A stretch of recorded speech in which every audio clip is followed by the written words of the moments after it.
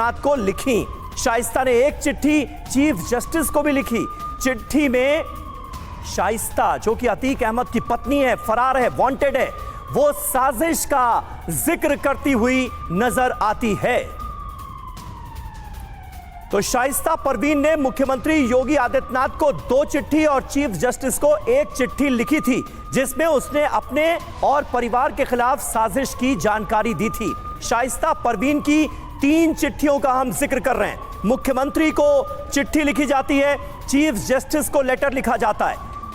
ऐसे वक्त में जब यह सवाल पुलिस के सामने खड़ा हुआ है कि आखिर शाइस्ता कब गिरफ्तार होगी, लगातार पिछले कुछ दिनों से यह खबरें सामने आ रही हैं कि शाइस्ता परवीन सरेंडर कर सकती है। फिर शाइस्ता का वकील सामने आता है, वो ये कहता है कि शाइस्ता सरेंडर नहीं करेगी। अब बड़ा सवाल यह है कि शाइस्ता की गिरफ्तारी कैसे मुमकिन होगी। इस बीच शाइस्ता की 2 चिट्ठियां सामने आई हैं।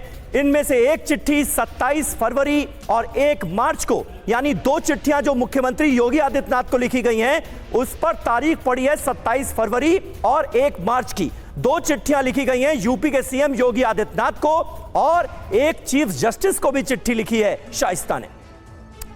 आइए अब आपको बताते हैं कि 27 फरवरी को शाइस्ता ने मुख्यमंत्री योगी आदित्यनाथ को भेजी चिट्ठी में लिखा क्या था।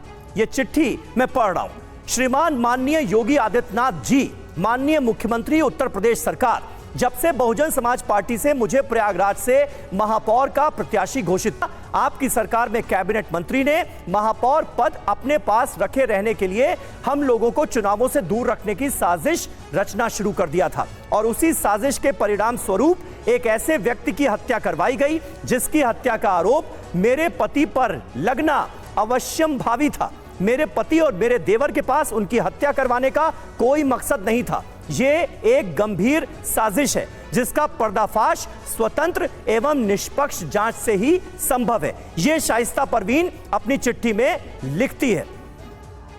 अब इसके बाद शाइस्ता परवीन ने 1 मार्च को मुख्यमंत्री योगी आदित्यनाथ को एक और चिट्ठी भेजी, जिसमें एक बार फिर उसने अपने और परिवार के खिलाफ साजिश का जिक्र किया था, मुख्यमंत्री योगी आदित्यनाथ को एड्रेस करते हुए। लिखा क्या? उमेश पाल की हत्या के बाद मुझे मेरे बेटों, पति और देवर अशरफ को मुलजिम बना दिया गया।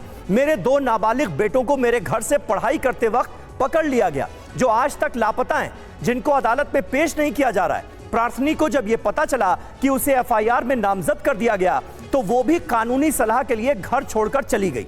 दिनांक 26-27 फरवरी आधी रात को पुलिस घर का ताला तोड़कर अंदर घुस आई और 1.5 लाख रुपए नकद और 7 लाख के जेवर उठा ले गई, और मुझे और मेरे बच्चों को फंसाने के लिए घर में अवैध असलहे रख दिए गए।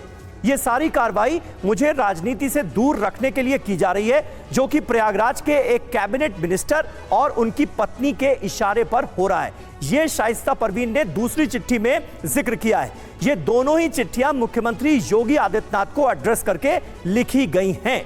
2 तारीखों पर 27 तारीख और फिर उसके बाद 1 मार्च को यह चिट्ठी लिखी गई है। शाइस्ता की ये 2 चिट्ठियां और इसमें क्या लिखा गया है, ये TV9 भारतवर्ष आपको बता रहा है।